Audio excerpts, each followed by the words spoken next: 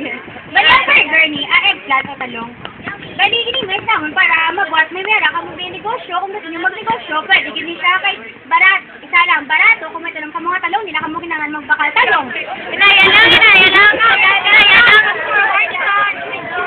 Wala, kung gusto nyo magnegosyo, nga barato lang, namit, pag dali lang po itaon ng mga ingredients sa masustansya.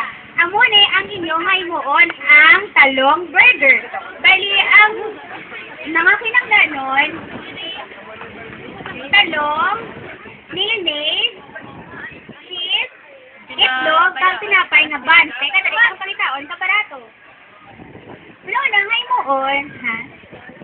Harina, baget, ahos, sa bumbay para masamot, mas namit. Ay, Ang mga dapat imuon, una, yung pahon ng talong at sa makwa or makakas ang palit. May nagsugbay na kami daan para hindi usik sa siyempo. Bayato na.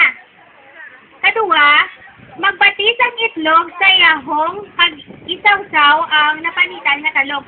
Bali sa itlog na nadainis ka nila ang harina, ang ahos, bumbay, ang talong, tapos dakan asin para mag-namit-namit. Paris dala ko man mo, motorista. Tapos kung gusto nyo kayo na mas manamit, saka yung magic sarap, or kung ano na nga, anong gusto nyo nga man. Isunod, ang painiton ang mantika. Ano na siya. Pritoon, ang talong, ang may itlog, ang itong mga ginlit, amo to siya ang buwag at prito na tutubong si Cindy. Tapos, iharon ang tinapay sa kilit. Come, friend. Tinapay lang. Daon.